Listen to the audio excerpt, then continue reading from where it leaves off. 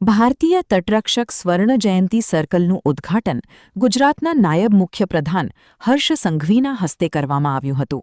આ કાર્યક્રમમાં ભારતીય કોસ્ટગાર્ડ ક્ષેત્રના commander inspector general Tekur Shashikumar, રાજ્યના મહાનુભાવો, ભારતીય તટરક્ષક દળના નિવૃત્ત સૈનિકો અને ભારતીય તટરક્ષક દળના નામાંકિત વ્યક્તિઓ ઉપસ્થિત રહીને ભારતીય તટરક્ષક દળ અને ગુજરાત રાજ્ય વચ્ચેના મજબૂત સંબંધોના સીમાચિહ્નરૂપ ઘટનાના સાક્ષી બન્યા હતા. આ સમગ્ર ભારતમાં ભારતીય તટરક્ષક દળને સમર્પિત કરવામાં આવેલું સૌપ્રથમ સર્કલ છે. કોસ્ટગાર્ડ દ્વારા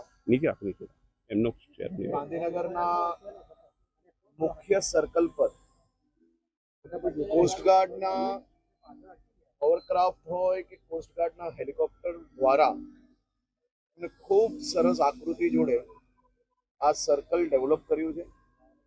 અહીંયાથી આવતા જતા બાળકોને અને ગાંધીનગરના રહેવાસીઓને કોસ્ટગાર્ડની કયા પ્રકારની પ્રવૃત્તિઓ હોય છે, કોસ્ટગાર્ડ દ્વારા કયા પ્રકારે કામગીરી કરવામાં આવતી હોય છે, એમાં કયા પ્રકારના હેલિકોપ્ટર બોટ્સનો ઉપયોગ થતો હોય છે, તેને ખૂબ સારી રીતે સમજી શકાય એ પ્રકારનું સર્કલ અહીંયા ડેવલપ કર્યું છે. કોસ્ટગાર્ડને ખાસ કરીને કોસ્ટગાર્ડના આખી ટીમને હું રાજ્યના તમામ નાગરિકો વતી આભાર માનું છું.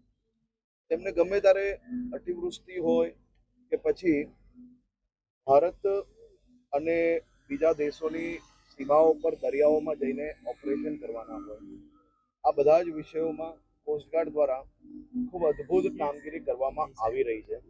અનેક એવા ઓપરેશનો જે આપણે સૌ લોકોએ નજરે જોયા છે, સાંભળ્યા છે.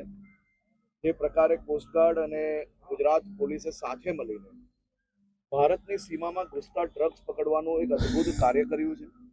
અતિવૃષ્ટિમાં આપણે જોયું છે કે કોસ્ટગાર્ડ દ્વારા કયા પ્રકારે એકદમ ભારે વરસાદ હોય કે પછી ખરાબ વાતાવરણ હોય, આ બધામાં જ હેલિકોપ્ટરના માધ્યમથી લોકોને રેસ્ક્યુ કરવા કે પછી મધ દરિયે ફસાયેલા મછુઆરાઓને બચાવવા, આ બધા જ વિષયોમાં કોસ્ટગાર્ડ દ્વારા અદ્ભુત કામગીરી કરવામાં આવી રહી છે.